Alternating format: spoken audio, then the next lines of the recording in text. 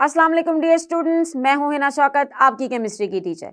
आज के इस लेक्चर में हम पढ़ने जा रहे हैं हमारा topic 4.3.4 which is polar and non polar covalent bond.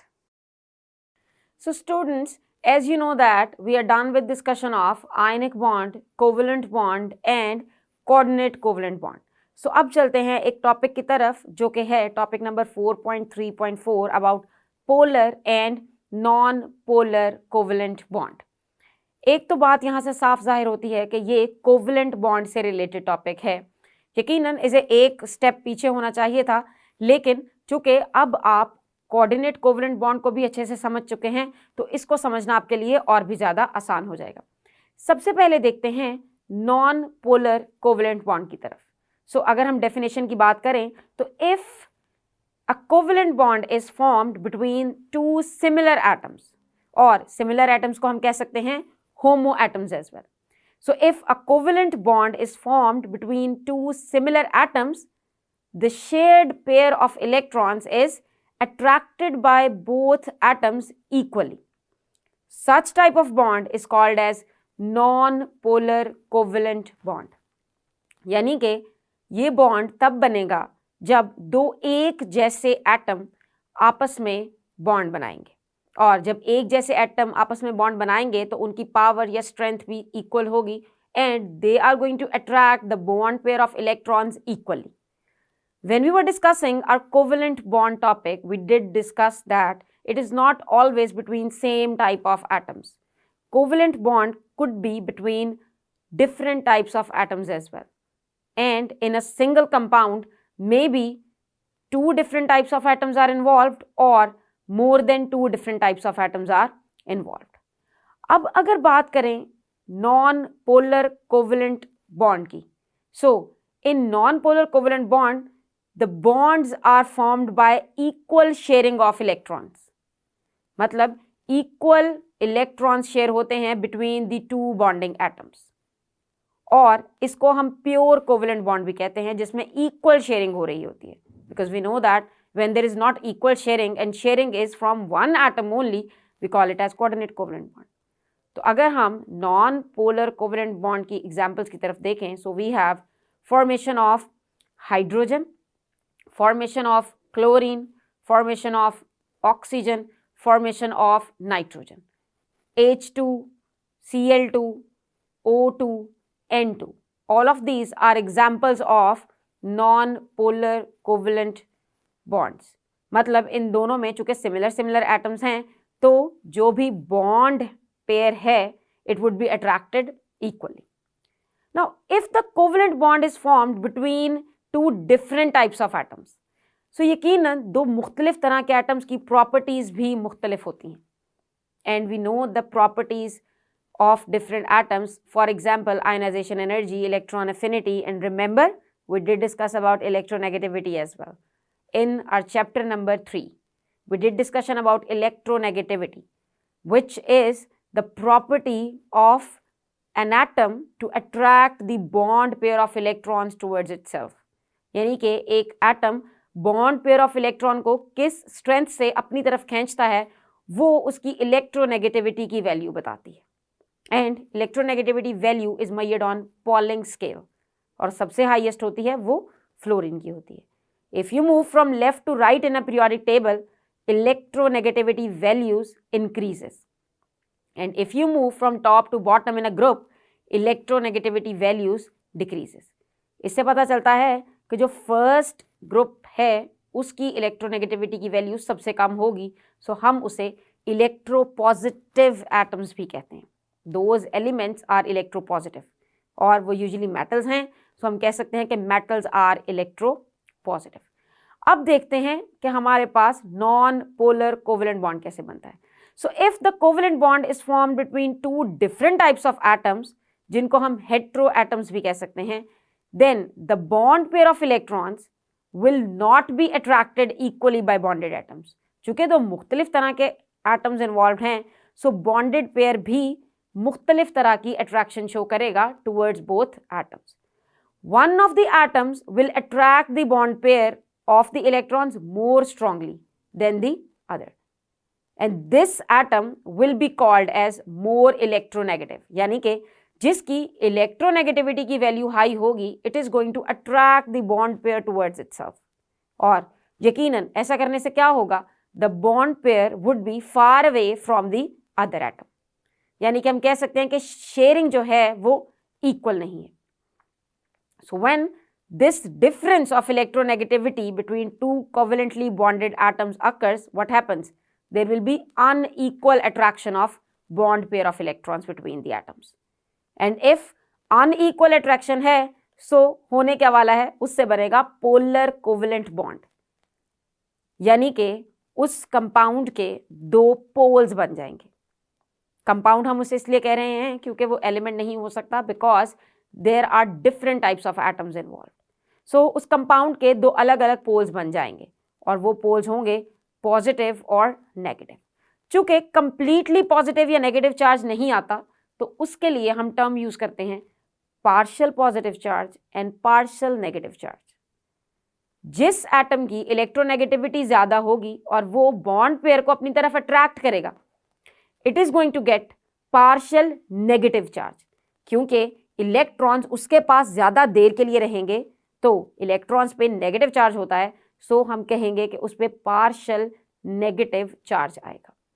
और दूसरा एटम इन्वॉल्व जो कि बॉन्डिंग में था, उससे इलेक्ट्रॉन्स दूर होंगे, सो हम कहेंगे कि उस पे पार्शियल पॉजिटिव चार्ज है.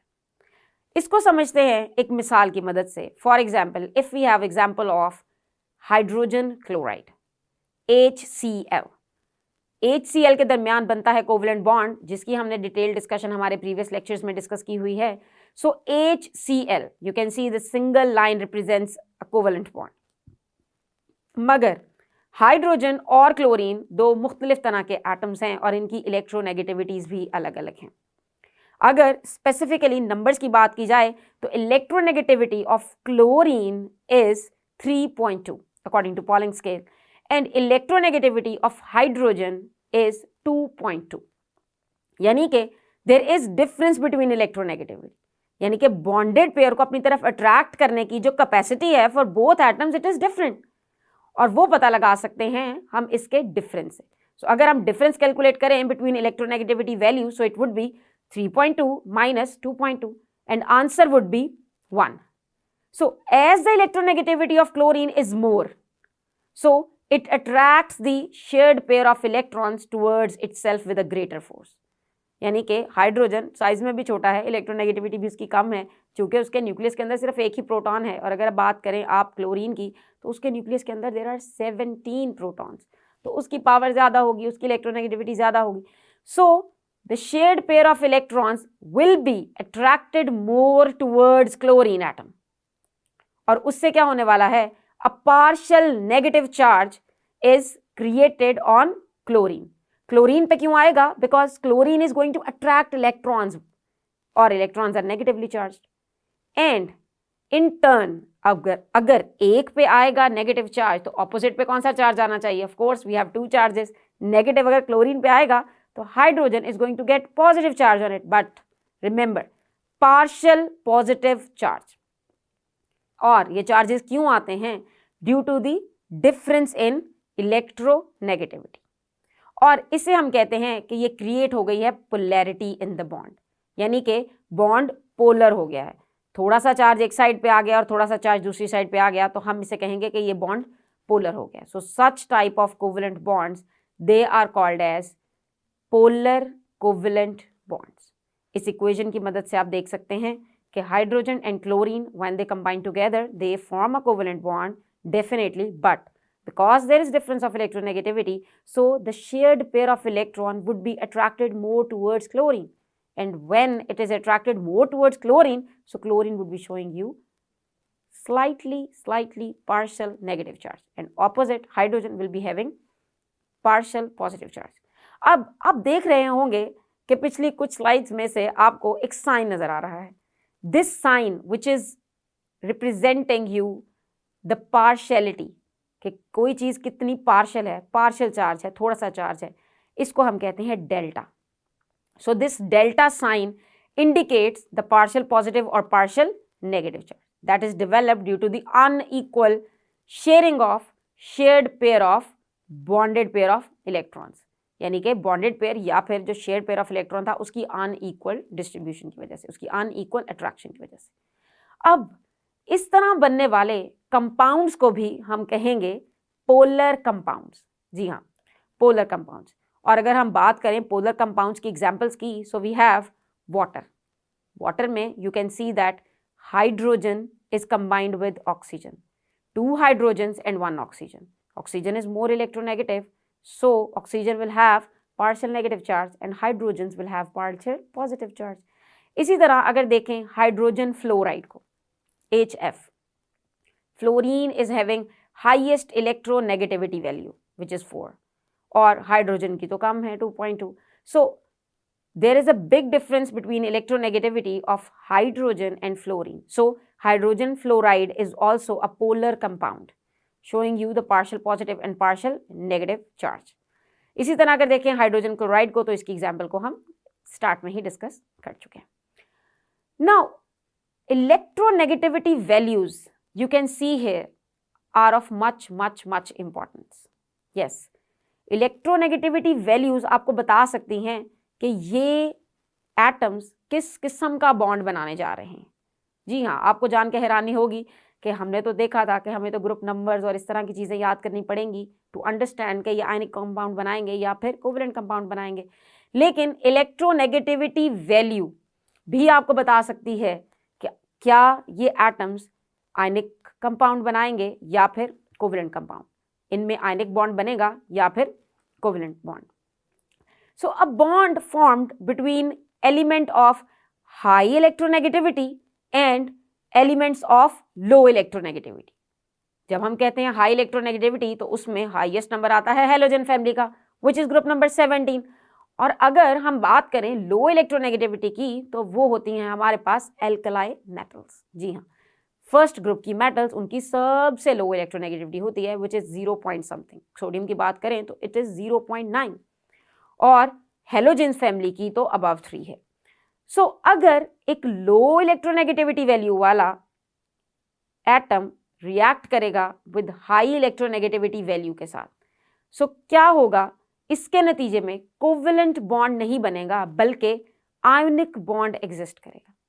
जी हाँ, क्योंकि इलेक्ट्रोनेगेटिविटी के डिफरेंस बहुत ज्यादा होने की वजह से वो आयंस बनाएंगे और there will be complete transfer of electrons. तो जब कंप्लीट ट्रांसफर होगा तो शेयरिंग नहीं होगा, तो हम उसे आयनिक बॉन्ड बोलेंगे.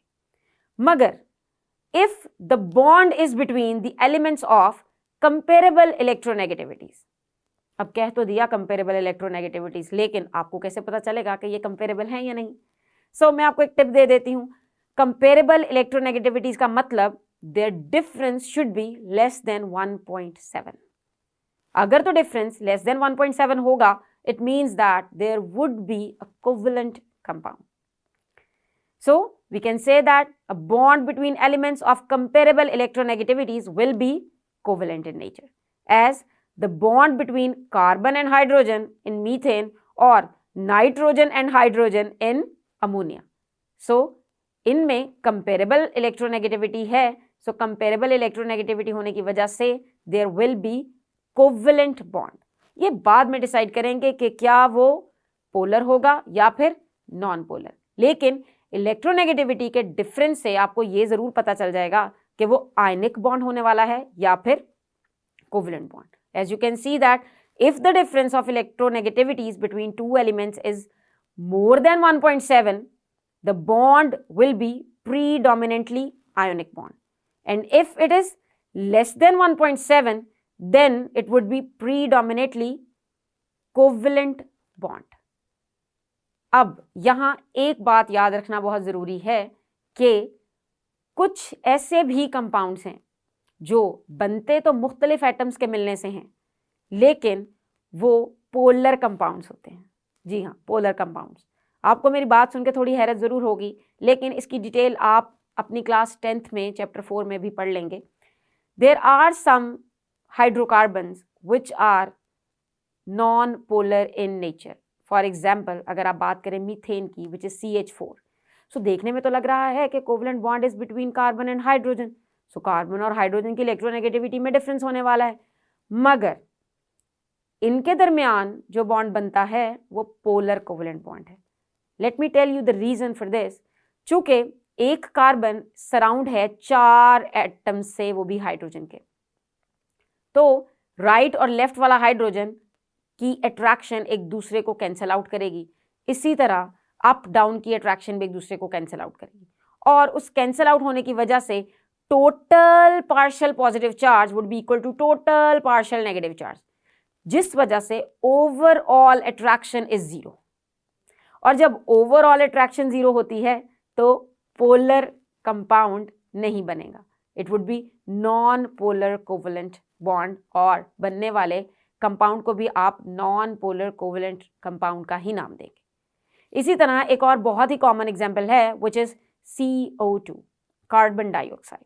देखने में तो लगता है कि कार्बन डाइऑक्साइड के दरमियान भी पोलर कोवेलेंट बॉन्ड बनेगा, लेकिन चूंकि एक कार्बन के दोनों साइड्स पे ऑक्सीजन है तो ऑक्सीजन की attraction of the bonded pair of electrons वो कैंसिल आउट हो जाती है फ्रॉम बोथ एंड्स, तो उसकी वजह से कार्बन डाइऑक्साइड भी एक नॉन पोलर कंपाउंड बनता है। सो स्टूडेंट्स, आज के इस लेक्चर में हमने डिस्कस किया है पोलर और नॉन पोलर कोवेलेंट बॉन्ड को with the help of examples, जो कि मुझे उम्मीद है कि आपको समझ आई होंगी, और साथ ही साथ इलेक्ट्रोनेगेटिविटी की वैल्यू की इंपॉर्टेंस की भी समझ आ गई होगी। So see you in next lecture. Until then, Allah Hafiz.